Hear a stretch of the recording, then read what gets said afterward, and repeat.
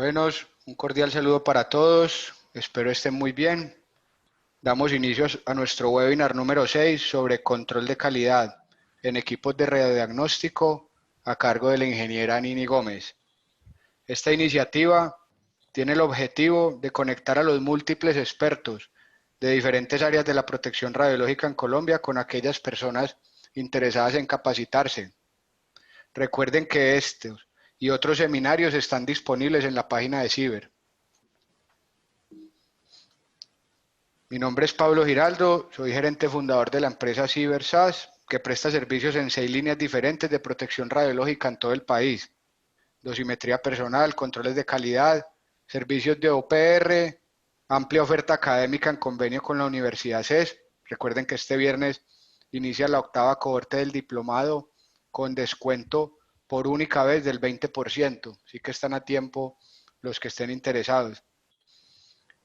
Vendemos elementos de protección y hacemos consultorías especializadas de acuerdo a la normatividad vigente en Colombia. Los invito a ampliar la información en nuestra página web. Bueno, antes de iniciar tengo algunos anuncios importantes. La sesión está siendo grabada y el link luego estará disponible para que lo vean en diferido.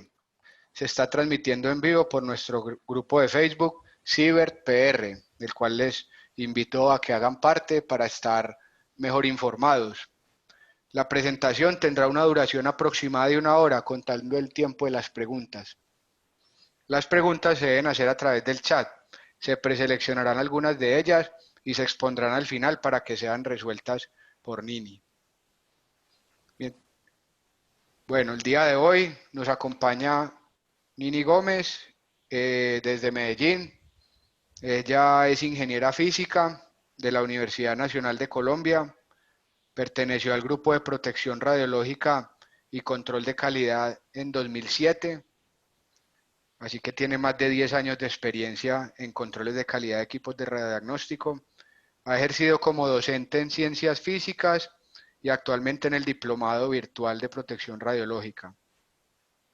En la actualidad es coordinadora operativa de la empresa Ciber. Se encuentra culminando su maestría en física médica en la Universidad de Valencia, España. Así que Nini, nos alegra mucho poder tenerte como expositora el día de hoy. Ya puedes dar inicio a tu presentación. Mucha suerte. Muchas gracias, Pablo. Hola a todos, ¿cómo están? Mil gracias por tomarse su tiempo para atender este evento.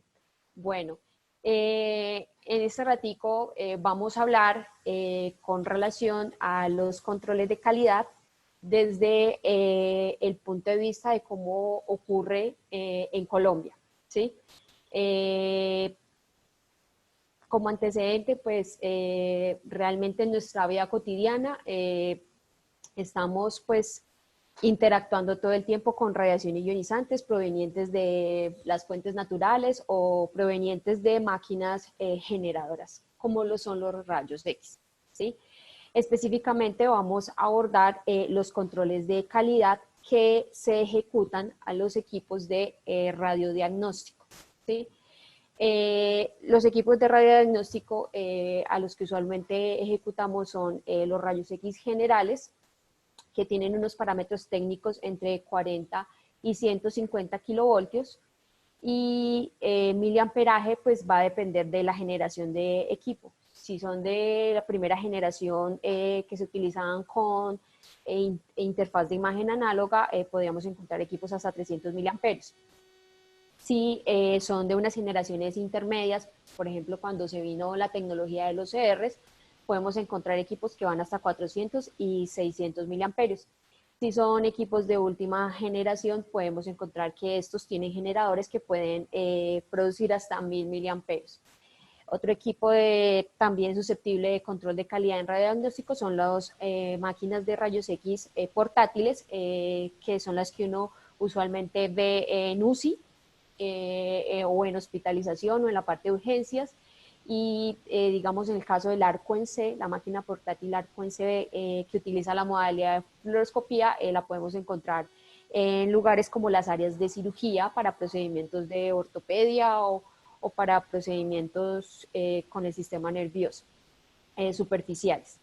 Estas máquinas, por ser portátiles, pues van a tener un miliamperaje mucho menor a comparación de los equipos de rayos X fijos, y ya dependiendo de la generación los vamos a encontrar en 20 miliamperios, en 50 miliamperios o 100 miliamperios hasta última generación.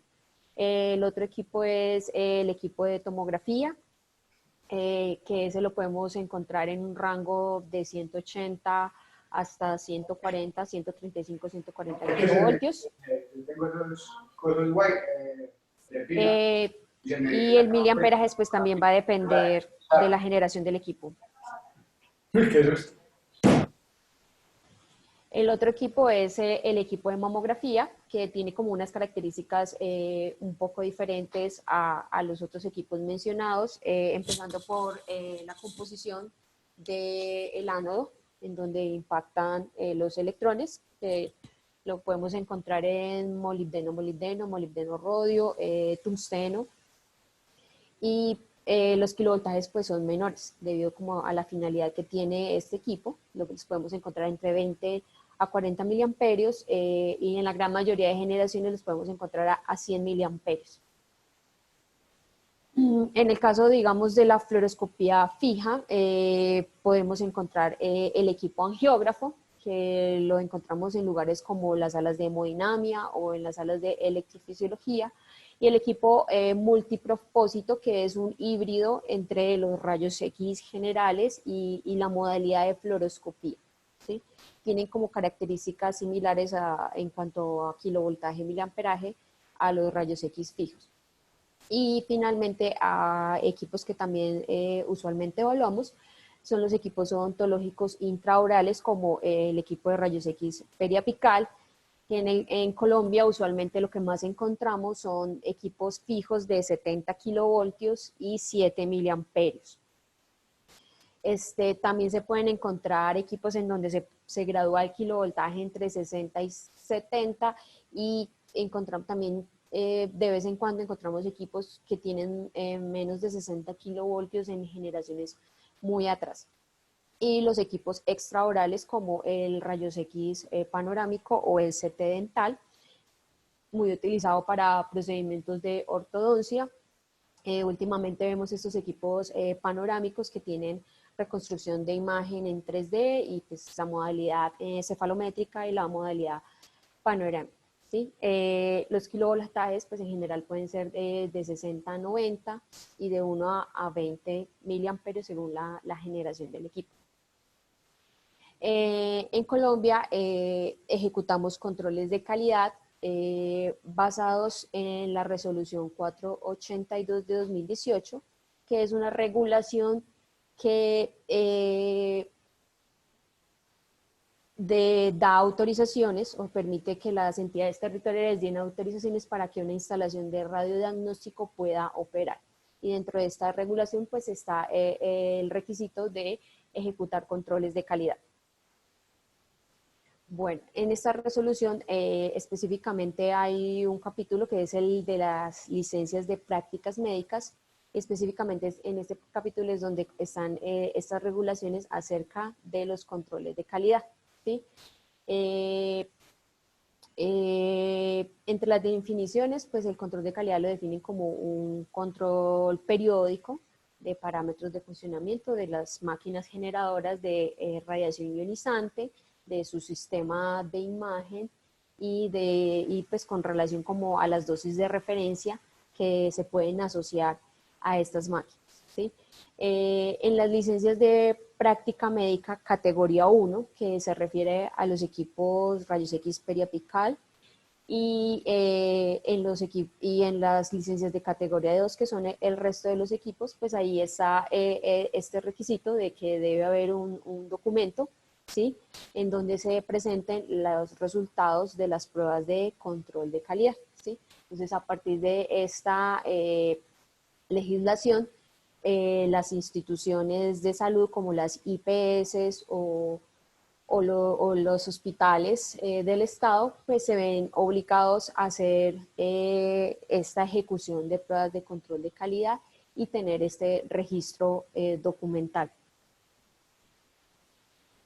En Colombia, de acuerdo a la legislación de de la resolución, pues los controles de calidad están basados en el ARCAL 49. El ARCAL 49 que se tiene en este momento está desde el año 2001, ¿sí? Entonces, hay muchas cosas del ARCAL 49 que todavía no están en armonía con las nuevas generaciones de equipos de radiodiagnóstico. Entonces, usualmente en la ejecución de pruebas, pues el componente principal, la estructura principal de estos protocolos, pues va a ser el ARCAL 49, pero en esas partes en donde no se acomoda el ARCAL, se utiliza el protocolo español de control de calidad de radiodiagnóstico. Y más o menos, pues casi la mayoría de prestadores de servicios de protección radiológica más o menos utilizan este esquema, ¿cierto? De una estructura principal basada en ARCAL, pero en aquellas situaciones en donde la generación de equipo como que no se acomoda a las pruebas del ARCAL, entonces se utiliza el protocolo español, ¿sí? Por ejemplo, en un equipo de rayos X general, el protocolo de control de calidad consta de varias partes. Primero, una parte es donde se identifica dónde está ubicado el equipo en cuanto a dirección física, a quién le pertenece este equipo. Los datos como de la instalación, ¿cierto? O sea, de qué área del lugar es, y las descripciones del equipo, o sea, marcas, modelos, series, ¿sí? Entonces hay unos primeros ítems que son de la ubicación del lugar de la instalación y quién está haciendo esa gestión de ese equipo. Después de eso viene como el listado de pruebas de control de calidad, ¿sí? Que son, digamos, en el caso de rayos X generales, pues son 2, 4, 6, 8, 10, 12 pruebas. Cada una de estas pruebas se caracteriza por tener un objetivo, por tener una instrumentación, por tener una tolerancia y por tener un concepto aceptable o no aceptable, ¿sí? Entonces, realmente cuando uno revisa un control de calidad, uno lo que va a ver es un listado de pruebas y estas pruebas deben tener pues un concepto.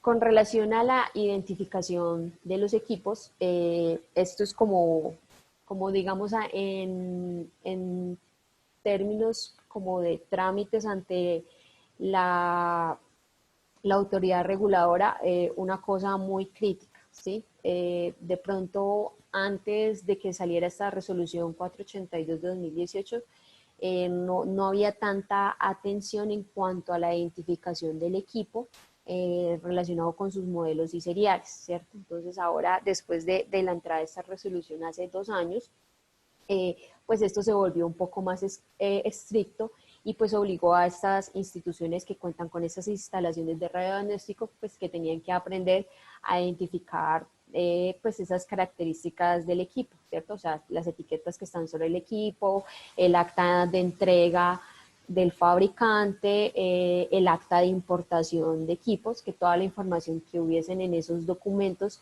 fuera coherente y que esa fuera registrada por parte del Departamento de Biomédica en la hoja de vida del equipo. Entonces todo debe tener una trazabilidad y coherencia. Entonces ya las instituciones pues se vieron obligadas a prestar un poco más de atención a estas etiquetas y a mirar qué se interpretaban. Entonces cada fabricante tiene una forma de describir, de poner su información en su etiqueta. Entonces si es marca Toshiba, si es marca Siemens, si es marca General Electric, si es Kerstin, aunque Toshiba ahora es Canon, y cualquier otra marca pues tiene una forma como de presentar la información. Entonces como con cada fabricante, el departamento de biomédica pues tiene que aprender de lenguaje para que quede correctamente descrito en la hoja de vida y sea debidamente puesto en el trámite. Digamos, por ejemplo, aquí en la primera etiqueta que tengo, por ejemplo, esta es la de un tubo de rayos X marca Toshiba, ¿sí? Y y sé que es la del tubo de rayos X porque tiene varias cualidades. La primera porque tiene el punto focal, aquí me está indicando focal spot y me dice que tiene dos puntos focales, uno de 1,5 y uno de 0,6. Me dice cuál es la filtración inherente, me dice cuál es el máximo kilovoltaje de ese tubo y muestra identificación de dos estructuras, una de la bombilla de rayos X como tal, que sería el insert model, y de todo el conjunto de acorazamiento y bombilla de rayos X, que es como la unidad, que sería el unit model. Entonces, en esta etiqueta se identifican dos componentes de esa parte del sistema del tubo de rayos X. Entonces, por ejemplo, esto debe ir muy bien registrado en la hoja de vida. Si vemos en la de la parte inferior, ahí dice en inglés que es el dispositivo que colima, del sistema de colimación del AS. Entonces, por ejemplo, cuando yo veo este tipo de etiqueta, sé que es la etiqueta del colimador. Por acá veo otro ejemplo de la marca G, que al final de la etiqueta tiene una etiqueta muy grande con muchas identificaciones según el país, pero por ejemplo al final me muestra cuál es el serial del equipo como un todo. ¿Sí? En el caso de estos fabricantes, hay fabricantes que no, a veces en ciertos modelos de equipo no tienen identificación como un todo, sino que solo tienen las identificaciones por partes. ¿Sí? En la legislación pues se obliga que siempre debemos reportar un serial de identificación del equipamiento como un todo. Cuando el fabricante no lo tiene o no lo declara explícitamente, entonces hay que asumir alguna parte, por ejemplo la parte del generador, asumirla como si fuera la del equipo como un todo. ¿Sí? Entonces, cada fabricante pues va a tener como un universo de identificación de equipos. ¿Sí? Por acá tengo otro ejemplo de los equipos Siemens. Por ejemplo, los equipos Siemens me parecen los más fáciles de identificar porque la etiqueta que relaciona al equipo siempre tiene estos dos términos, System y BK. ¿Sí? Entonces, la etiqueta que tenga estas dos palabras es la etiqueta del equipo. Entonces, en este caso, este es el modelo y el serial de este equipo, que es marca Siemens. Por acá vemos la identificación del tubo, tiene una analogía con las identificaciones que tenía el equipo Toshiba, y es que tenía sus puntos focales, el punto focal punto 6, foco fino, y 1,2 en foco grueso, y este sería la etiqueta de la bombilla de rayos X como tal. Y por separado, mira que en el caso de Toshiba me identifica la bombilla de rayos X y el sistema como un todo en una sola etiqueta. En el caso de Siemens, por ejemplo, me las muestra por separado. Entonces esta que menciono donde se ven los puntos focales es la de la bombilla, y la que vemos acá en la parte inferior que dice OptiFOS, esa es la parte de todo el sistema conjunto acorazamiento con bombilla de rayos X. Entonces, esta legislación nos ha obligado a ser como más estrictos con la interpretación de la identificación de los equipos y de aprender de cómo lo hace cada fabricante para poder verificar que la documentación de importación, que la documentación de entrega de equipo por parte del fabricante sea correctamente ingresada en la hoja de vida, y que esto se reporte igual en los documentos de control de calidad y en los trámites ante la autoridad reguladora. ¿Sí? Entonces, esta parte de la identificación del equipo es muy, muy, muy importante. Bueno, la primera prueba que aparece en este listado de protocolo de control de calidad de rayos X general, tenemos es el levantamiento radiométrico. ¿Sí? Entonces, en el levantamiento radiométrico hacemos una verificación de los niveles de dosis equivalente ambiental. ¿Sí? Para hacer esta verificación, pues se requiere un instrumento de medida calibrado en H*10, que es la dosis equivalente ambiental. En el mercado podemos encontrar equipos muy especializados para radiodiagnóstico, como el que muestran los dibujitos en la parte inferior. Por ejemplo, el rojo es una cámara de ionización Fluke 451, tiene su versión 451B o 451P, que es una cámara presurizada de 230 centímetros cúbicos. Entonces, esta es una de las cámaras más comunes para hacer evaluaciones en instalaciones de radiodiagnóstico.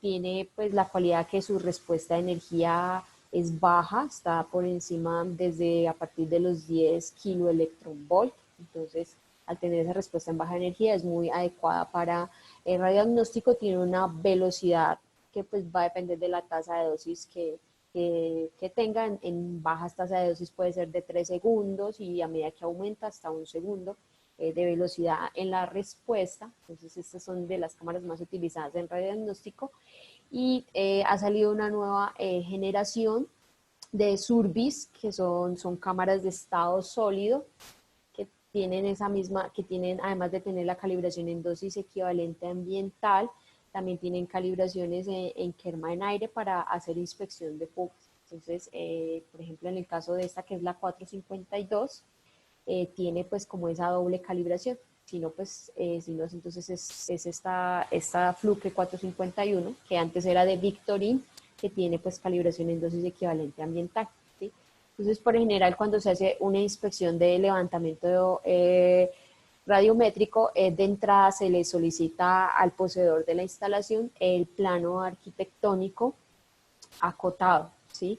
Porque de aquí pues él tiene la información de cuál es el área total de la sala, cuál es el área perimetral, cuál es el espesor de las paredes, cuál es la ubicación de la mesa radiográfica, del buki, ¿sí? Entonces se hace toda esta información, se consulta cómo es la distribución de zonas controladas y supervisadas para evaluar pues, los límites, y se evalúan puntos críticos con relación a las personas, ¿cierto? Entonces, por dónde está circulando los pacientes y público, dónde se ubica el operador de la máquina, dónde se ubica el personal asistencial de la institución. Entonces, en el levantamiento radiométrico principalmente se identifican los lugares donde están las personas, las ocupaciones, donde está la oficina, donde está el baño, donde está la sala de espera, donde está el cuarto de mando, y en esos lugares se analiza pues cómo se está posicionando la gente y se miden puntos representativos, ¿sí? Los puntos representativos en general se miden en tasa de dosis microsievert y con base en la información de la técnica, kilovoltaje y la carga MAS, se puede hacer una estimación, una extrapolación, y la cantidad de radiografías que hagan dentro de la institución se puede hacer una extrapolación de cuál es esa dosis ambiental en milisievert al año, hacer una correlación, ¿sí? Entonces, básicamente, esto es lo que se verifica, ¿sí? Dentro de este protocolo en particular se verifica que lo que son las zonas supervisadas, esa extrapolación anual no supere los 0.5 milisievert al año. Y en el caso de las zonas controladas, no supere los 5 milisievert al año, ¿sí? Entonces, este es un criterio muy conservador para tomar esas decisiones. Estos datos de zona controlada y zona supervisada y la cantidad de ocupación pues deben estar puestas dentro del plano general de la instalación, y pues esas decisiones de esas magnitudes pues van a provenir del programa de protección radiológica, como lo haya dispuesto el oficial de protección radiológica de la institución, ¿sí? Se hacen otros datos, también se ingresan otros datos generales de referencia, y es a donde fue ubicado el Phantom de prueba, cuáles son las cargas de trabajo que se estiman, cuál es la carga de trabajo típica en la instalación, ¿sí? Entonces, de esta manera pues se evalúan pues, los índices de exposición en el caso del levantamiento radiométrico. Otra prueba que se hace es la prueba de radiación de fuga, ¿sí? Entonces, en el caso de la prueba de radiación de fuga, se verifica que a través del acorazamiento de el tubo de rayos X, pues no esté saliendo una radiación, una tasa de quema en aire a 1 metro mayor a 1 miligray hora, ¿sí? Entonces, esta prueba me parece difícil de implementar, porque lo que me ha mostrado la experiencia es que se debe sellar el haz de radiación directo. Para poder evaluarla, yo debo garantizar que el haz de radiación directo esté sellado, porque si no garantizo eso, ese haz de radiación directo va a producir dispersiones, ¿sí? Y una máquina como la Survey alcanza a detectar esos componentes de dispersión. Entonces, esa intensidad que se estaría midiendo, si no está cerrado el campo directo de radiación, tiene una componente de dispersión y tiene una componente de fuga, ¿sí? Entonces, esa componente de dispersión podría hacer que superara la tolerancia de 1 miligray hora. Entonces, ahí es muy importante que, digamos, se mida en la parte totalmente opuesta, porque en la parte totalmente opuesta, esa componente de dispersión va a ser mínima o va a ser nula. Entonces, lo que yo mida en la parte de atrás, cuando este sistema tiene instalado ese colimador, pues nos va a dar una idea si hay una fuga o no. Ya las mediciones en los laterales van a tener una importante componente de dispersión si yo no tengo bien sellado este haz primario. Entonces, aquí hay dos aproximaciones. Una es que yo desinstale el colimador y selle la entrada, esa salida de haz directo, o que yo pueda tapar perfectamente, blindar con láminas plomadas o con elementos de equivalente en plomo todo ese conjunto del colimador para poder medir.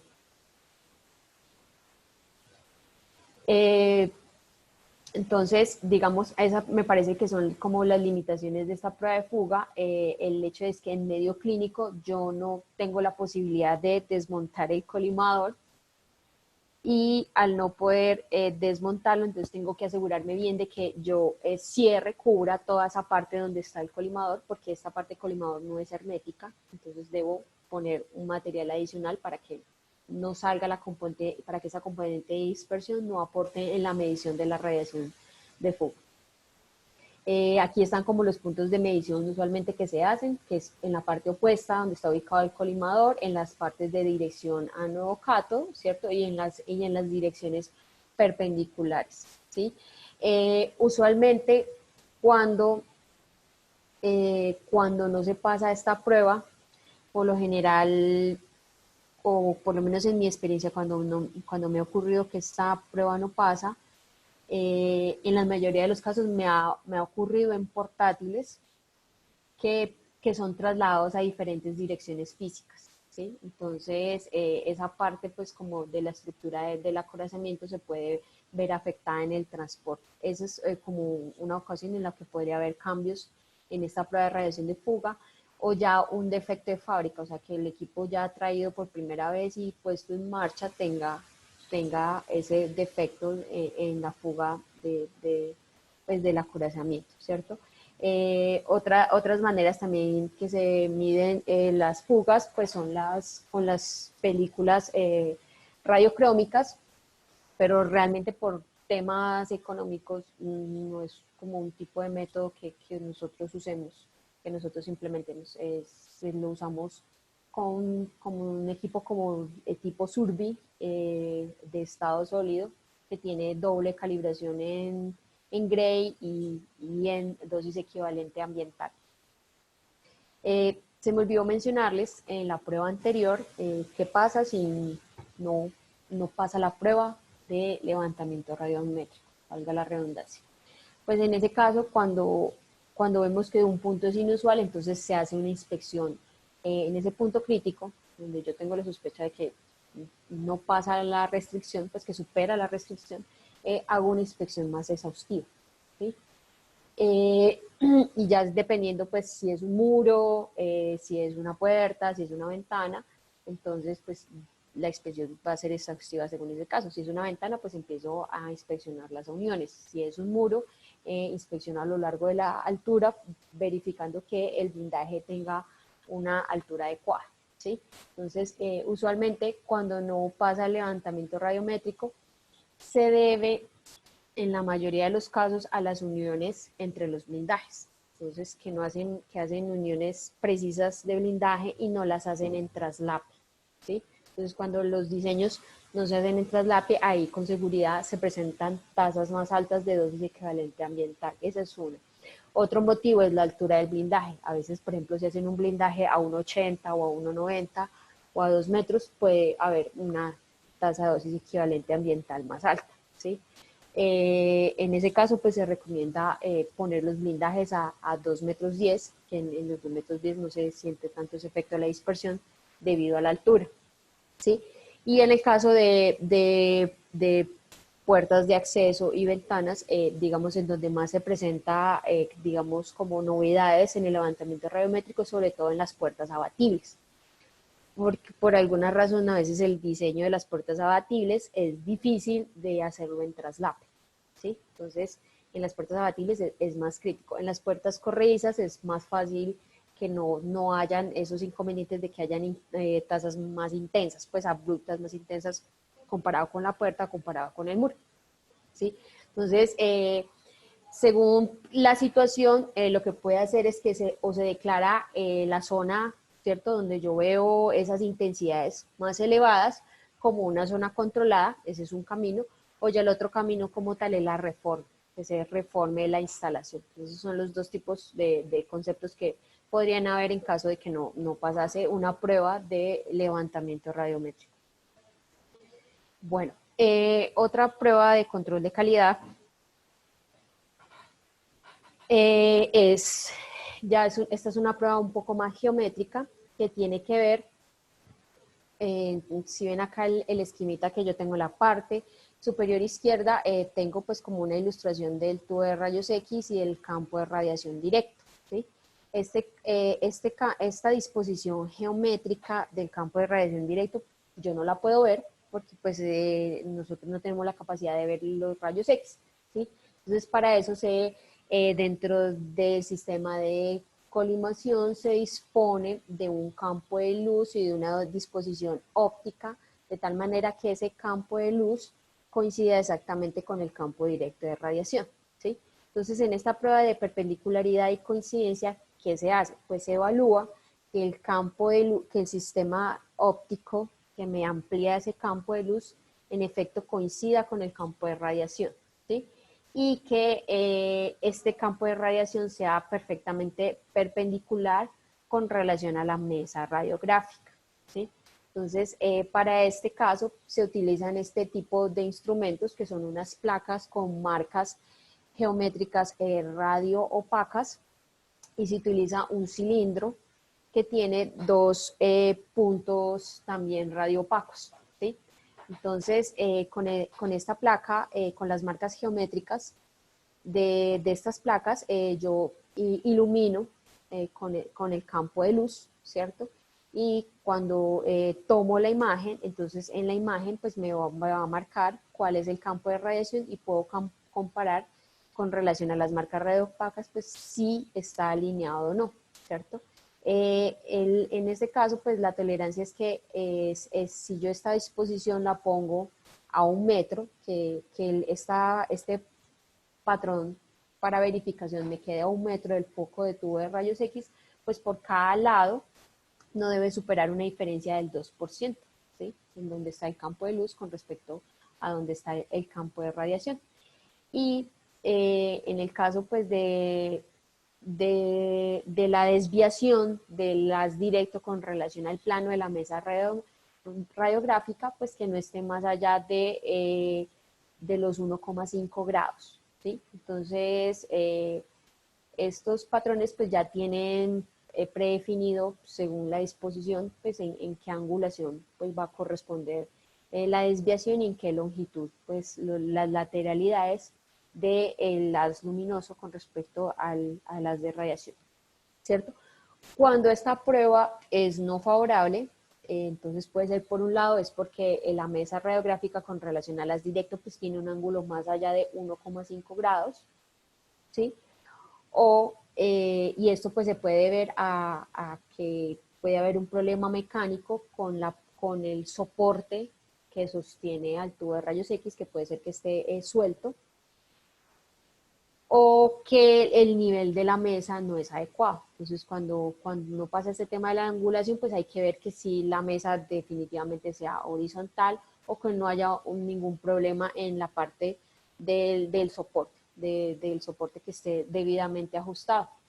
Eso sería por la parte de la angulación del haz directo con el plano radiográfico de la mesa, ¿sí? Con relación a que el campo de luz no coincide con el campo de radiación, pues tendría que ser un mantenimiento, tiene que verificar que el sistema óptico si esté debidamente alineado o que los colimadores o los obturadores, como dice aquí, de pronto no estén sueltos, no tenga como alguna falla mecánica. Entonces esas dos cosas son las que se tienen que evaluar durante el mantenimiento. Entonces, posicionamiento mecánico de los obturadores o colimadores, posicionamiento adecuado del sistema óptico, ¿sí? Que me ilumina el campo de radiación, que es el ajuste mecánico de los soportes que sostiene el tubo estén adecuadamente y que la mesa sí esté perfectamente alineada.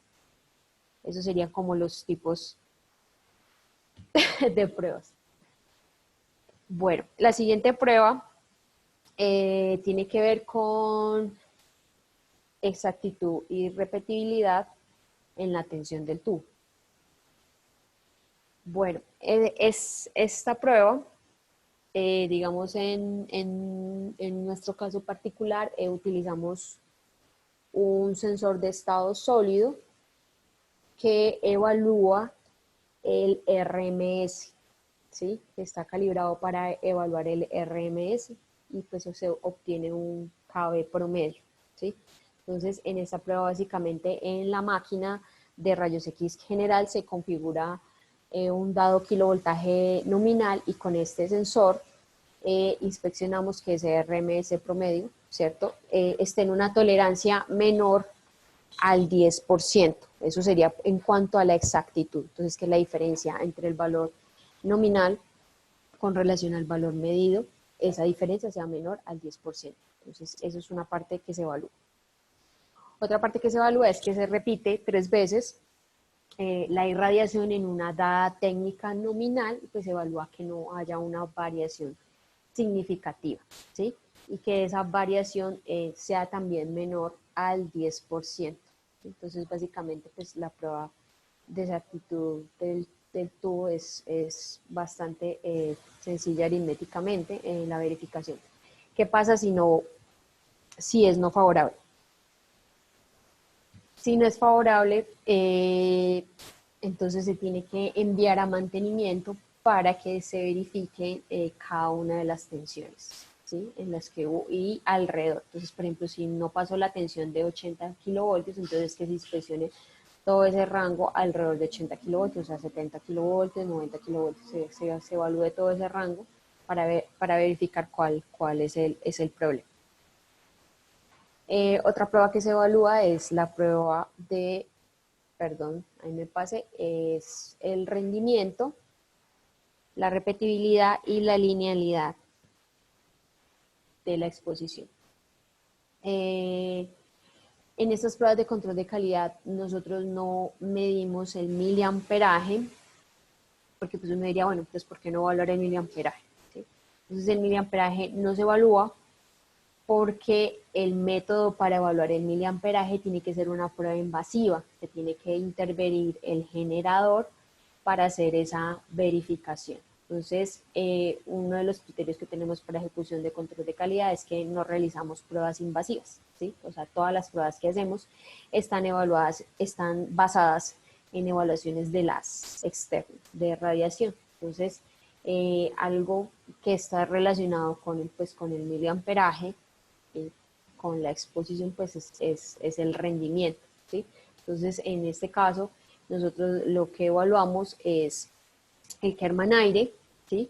Para diferentes miliamperajes en un kilovoltaje fijo. Nosotros evaluamos la prueba de rendimiento a 80 kilovoltios para todo el universo de equipos, ¿sí? Entonces, esto nos sirve para comparar todo el universo con relación a mediciones a 80 kilovoltios, ¿sí? De esa manera, entonces en 80 kilovoltios, pues hacemos los diferentes miliamperajes y con eso evaluamos la linealidad, ¿sí? Este rendimiento es muy característico de cada modelo de tubo de rayos X, ¿sí? Entonces, uno va a ver que, no sé, por decir algo, los Toshiba Rotanode tienen rendimiento alrededor de 40-50. Y de pronto si ves otra marca vas a ver que lo tiene entre 50 y 60 o si ves los equipos de generaciones, de las primeras generaciones, vas a ver que están entre 20 y 30 microgray por cada MAS. Esto evaluado a 80 kilovoltios, ¿sí? Y haciendo extrapolación a 1 metro, ¿sí? Entonces es el Kerma en aire a 1 metro a 80 kilovoltios. Entonces yo puedo comparar todo el universo de equipos. Para nosotros se nos facilita fijando ese kilovoltaje, pues como comparar el universo de equipos. Entonces, por ejemplo, si yo me encuentro un Toshiba Rotanode, como el que vimos ahí, que era un E74, que me dé 20 microgray MAS, definitivamente no se está comportando bien. Pero si vemos un Summit de primera generación que tenga 25 microgray MAS, pues ese es media onda rectificado, entonces ese está comportándose bien. Entonces hay que tener mucho cuidado con las pruebas de rendimiento porque son muy dependientes del tipo de tubo de rayos X. Entonces marcas o generaciones de tubos de rayos X pues van a tener las mismas cualidades, ¿sí? Entonces, entonces de cada fabricante hay que ir llevando pues como un registro de cómo son los rendimientos que se manejan. El otro tema es la filtración, ¿sí? Yo puedo tener exactamente el mismo tubo de rayos X, pero si tienen filtraciones diferentes, el rendimiento va a cambiar. Entonces eso también hay que tenerlo en cuenta de referencia. Entonces uno tiene que ver la referencia, digamos en nuestro caso nosotros verificamos que a 80 kilovoltios a 1 metro y a una dada escala de filtraciones, ¿qué rendimiento me da? ¿Sí? Entonces yo no puedo generalizar, decir, ay no, los que tengan menos de 30 no pasan. No, no se puede en el caso de esta prueba generalizar de esa manera. Siempre hay que analizar la realidad de cada tubo de rayos X para saber si esta prueba es favorable o no, ¿sí? Entonces, bueno, aquí también en los diferentes miliamperajes se evalúa cuál es ese rendimiento y se hacen disparos repetitivos para ver que esa tasa de Kerma sea repetible y pues que tenga dentro de ese mismo kilovoltaje que tenga pues esa linealidad. La otra prueba que se evalúa es la exactitud y tiempo de repetibilidad de la exposición, del tiempo de exposición. Es muy similar en cuanto a la aritmética de evaluación a la prueba de exactitud de la tensión. Entonces yo fijo en el equipo de rayos X un valor nominal y con mi sensor no invasivo evalúo qué valor me da medido, ¿sí? Mi sensor no invasivo evalúa la señal de Kerma, ¿sí?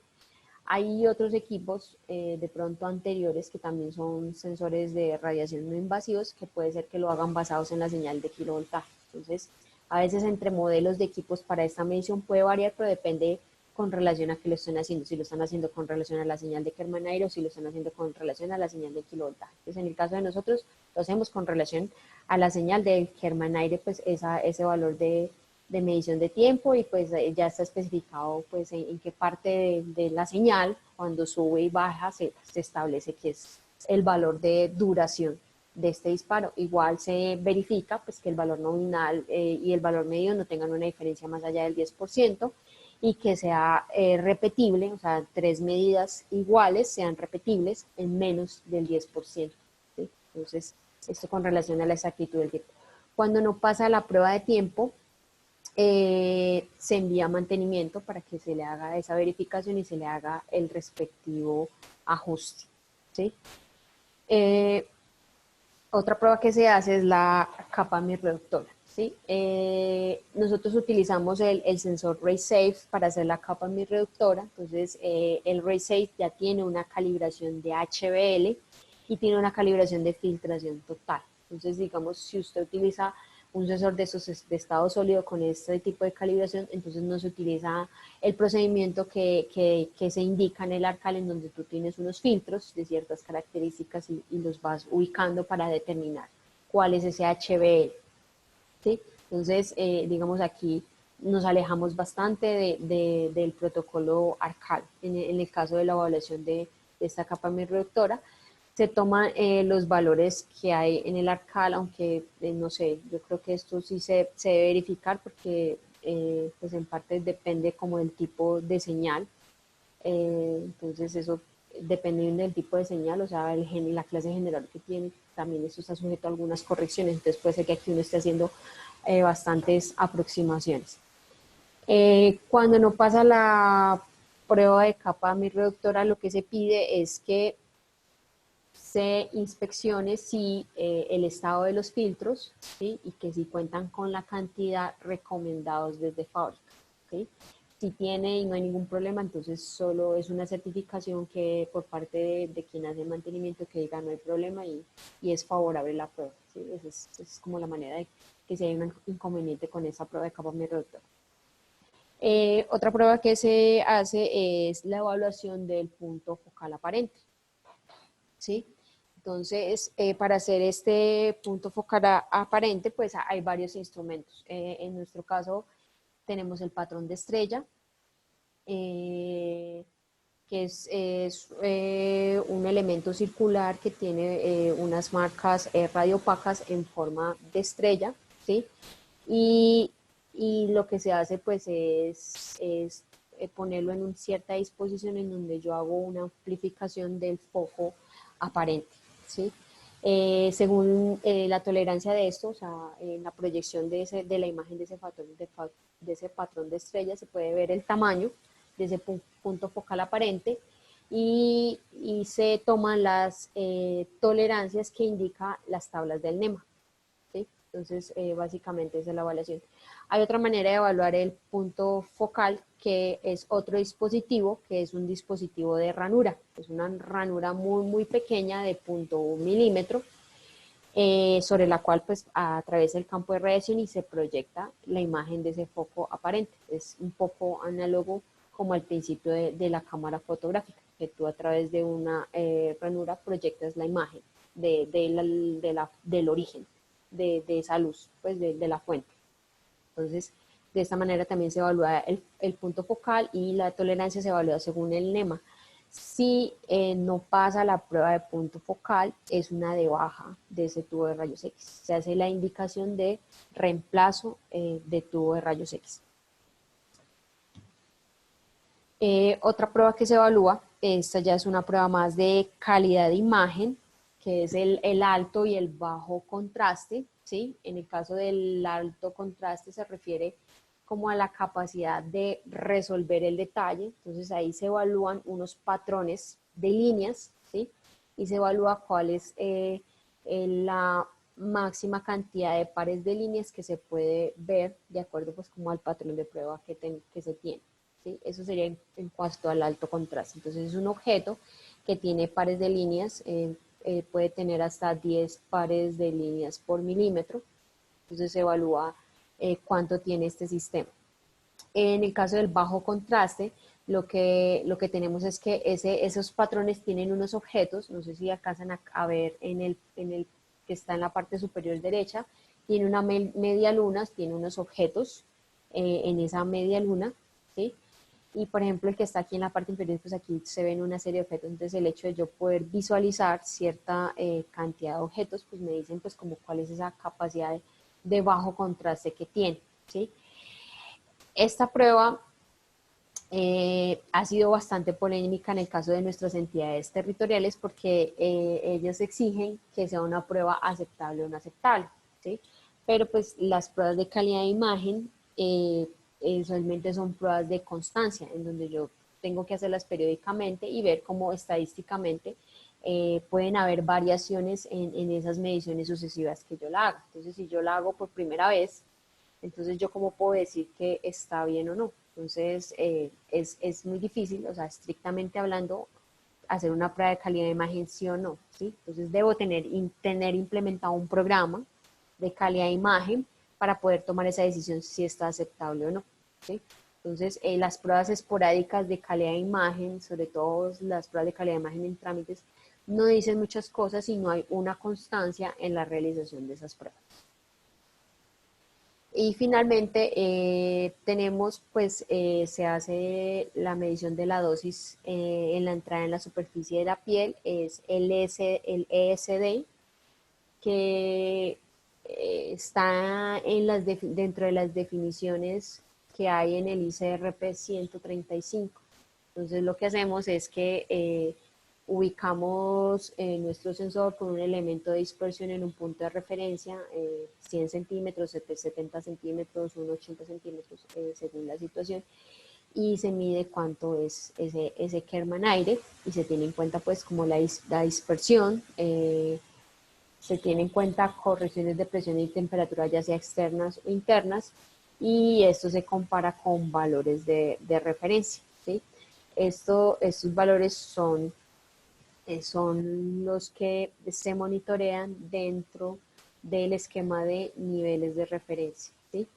Esta prueba también, dentro de los trámites, las pueden exigir aceptables o no aceptables, pero estas pruebas también tienen que ver, pues son de constancia, ¿sí? Entonces son pruebas que hay que hacer periódicamente y ver estadísticamente pues cómo se están comportando, ¿sí? Entonces lo que es la prueba de calidad de imagen y las pruebas de dosis de referencia, esas pruebas tienen que ser de constancia, tienen que hacerse un seguimiento para ver que estén funcionando bien, ¿sí? Y finalmente, pues, después de haber hecho todas estas pruebas, pues se reporta con qué instrumentos de medición se ejecutó el protocolo y se emite un concepto, ¿sí? Entonces, los conceptos usualmente son favorables, no favorables y condicionados, ¿sí? Entonces, digamos, en el caso de los conceptos favorables es porque pasa todas las pruebas, ¿sí? Cuando es no favorable es porque no pasa pruebas críticas, por ejemplo, que no pase la prueba de tiempo, es no favorable, que no pase la prueba de kilovoltaje, no es favorable, que no pase la prueba de levantamiento radiométrico es un no favorable, que no pase la prueba de fuga también es un no favorable rotundo, ¿sí? En el caso de las pruebas de calidad de imagen, en el caso de las pruebas de rendimiento y en el caso de las pruebas de dosis, tienden a ser como unos conceptos condicionados, porque como les decía, estas pruebas tienen que ver con la constancia, con el antecedente que yo tengo de mediciones previas. Entonces ahí lo que se pide es que se examine por qué, ¿cierto? Porque da diferente a lo estadísticamente típico, ¿sí? Y que se evalúe y que se mire la posibilidad de que se optimice, ¿sí? Entonces, esos pues como serían como los tres tipos de concepto. Otra manera de dar un concepto condicionado es porque de pronto la sala no tiene la señalética adecuada, no esté marcada como zona controlada, no esté marcada como zona supervisada, no tenga avisos de radioprotección a gestantes, no tenga avisos de radioprotección a pacientes, ¿sí? Entonces esos también podrían no dan un favorable rotundo, sino que dan un concepto condicionado. Y ya después al final pues se ponen todas las evidencias fotográficas, usualmente pues se fotografía la instalación, se fotografía los controles, los avisos de radioprotección, los elementos de radioprotección, ¿sí? Los elementos de radioprotección también se inspeccionan de manera palpable, de tal manera que si usted al tacto siente una fractura, entonces es una de baja del elemento de radioprotección, eso también da un concepto condicionado, la señalética de la sala y pues todo aviso que tenga se pone en evidencia, ¿sí? Bueno, y esas pues finalmente serían pues como todas las pruebas de control de calidad que yo podría encontrar en un equipo de radiografía general, ¿sí? Bueno, entonces muchas gracias y a partir de este momento estamos abiertos a las preguntas. Aló, Nini, Hola. muchas gracias, hombre. Espectacular la presentación. Tuvimos más de 70 personas en el Zoom conectadas y en el Facebook llegamos a casi 30, en este momento 27 pendientes pues de, de tu presentación. Las preguntas que han hecho las hemos resuelto pues entre algunos ingenieros que hay ahí, algunos pues les he ayudado, no sé si de pronto tengan preguntas adicionales y para Nini, para que nos las resuelva. De pronto por el chat, bueno, esperemos un momentico, Nini. Si no, ya Alexander tiene una pregunta. Dale, Alexander. La puedes escribir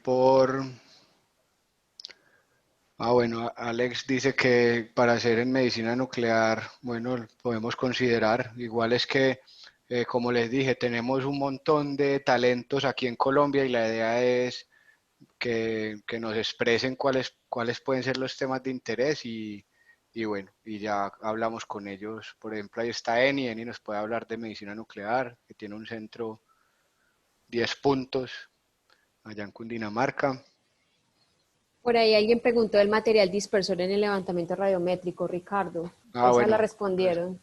no, pero respóndela, no hay problema. Oh, ok, bueno, Ricardo, materiales dispersores para la prueba de levantamiento radiométrico hay varios. Puedo resaltar el agua, pues por lo general usualmente tenemos un recipiente y utilizamos agua, pero también existe el polimetil metraquilato, el PMMA lucita, ese también es otro tipo de elemento de material dispersor o algo también parecido que se le dice el agua sólida. ¿Sí? Esos son como los tipos de materiales. Yo creo que el más usado es el recipiente con agua. No sé si hay alguna otra. Más que la presentación, las diapositivas, Fernanda, lo que hacemos es que este seminario lo colgamos en en la página de Ciber, en la que te puse ahí, entonces en cualquier momento pues lo pueden ver. Y Luisa Fernanda pregunta, contraria, como una revisión. Bueno, Luisa, nos estás hablando del software que tenemos nosotros, el de OPR. Pues ahí en el OPR sí hay una. Lo que pasa es que la revisión que se hace en un control de calidad es más manual, o sea, es de los aspectos físicos. La que se hace dentro del software OPR virtual es ya con una radiografía del elemento y ahí ya se evalúan fisuras. Son dos. Nini, ahí tienes una pregunta de Alexander. Sí, esa pregunta es muy interesante, la de Alexander.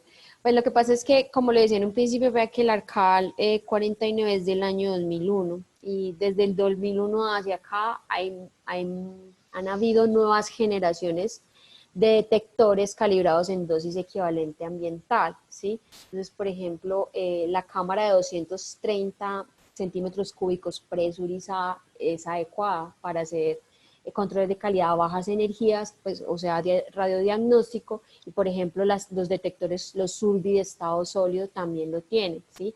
Entonces, digamos, en generaciones antes, por ejemplo, tenemos las cámaras de aire que no son presurizadas y esas tienen un volumen mayor, el de 1800 centímetros cúbicos y por lo general son planas, ¿sí?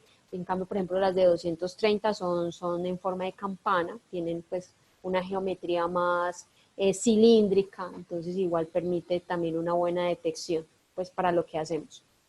Y adicionalmente un tema pues práctico porque cuando vas a hacer una visita de control de calidad tienes que cargar con un montón de equipos y fantomas y bueno, una cámara de estas pues ya ves que son cámaras grandes. Algo parecido pasa con la 2400 del 79, que es una resolución que habla de que la dosimetría tiene que ser con película específicamente. Entonces es como decir que TLD y OSL no sirven porque la norma ya, o sea, son normas que no o protocolos en este caso que no han evolucionado y que se espera que dentro de poco en Colombia tengamos unos protocolos propios. Eso pues fue un trabajo que se empezó en el Ministerio de Salud, por ahí nosotros participamos en un par de mesas de trabajo, pero bueno, se paró un poco y esperemos que en algún momento esto se actualice y esto quedó como recomendación, como pues también considerar estas cámaras pues con la tecnología que tienen. Respondamos la última, Nini, elegiste una por ahí, a ver. Ok, no, dime. A Solo ver, ese. ok, bueno, por ejemplo, Rogelio, nosotros, pero ya es por el protocolo, pues como estándar que tenemos, se evalúan 3 puntos, pero ya para actividades especiales se podrían evaluar más puntos, ¿sí? Entonces nosotros usualmente solo evaluamos 60, 80, 100, así como lo mencionas, porque es un rango en donde podemos encontrar todas las técnicas clínicas, ¿sí? Entonces, esto obedece a que a esos 3 kilovoltajes en total hacemos 15 disparos, más los disparos del levantamiento radiométrico, más los disparos de calidad de imagen, en total podemos estar haciendo unos 30 disparos. Entonces con eso tratamos de hacer un balance, de no hacer excesivos disparos, pero sí lograr todo el abanico de pruebas, ¿sí? Eso sería como por esa parte. Con relación a lo que dice Saraí, que si es mejor TLD o DCE, es una pregunta difícil. Yo pienso que el TLD tiene una tolerancia muy alta, creo que es del 30%, no sé si Pablo me dice lo contrario, me ayuda con esta parte de ampliar el tema como en la precisión con el Pero es de TLD. dosimetría ya, esa pregunta ya es de dosimetría. Como dice No, DC, entonces, porque pero es, una alternativa es utilizar dosímetros, entonces yo creo que la diferencia entre utilizar un sensor como un ya. RF a un dosimetría es la precisión. Entonces yo creería que para este caso de medidas que son muy rigurosas son mejores los sensores, o sea, mejor el sensor RF, pues un sensor como pues Piraña, Y por Reset, temas prácticos también, exactamente, porque sí. esto pues cuando se manejan grandes volúmenes de controles, pues también dentro de todo pues se espera que se hagan de manera más rápida. Pero Sí, bien, pues.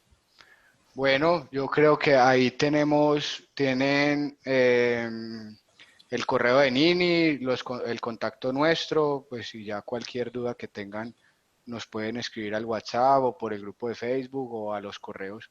Muchas gracias a todos, muy puntuales, una hora exacta como lo prometimos y bueno, esperamos el próximo mes mandarles un nuevo webinar. La otra semana recuerden que tendremos uno de los seminarios web con la red LAPRAM, muy interesante, entonces pendientes pues de las redes y bueno, un abrazo para todos y Nini nuevamente muchas gracias. gracias a ti, Pablo, por invitarme, muchas gracias a todos por la participación.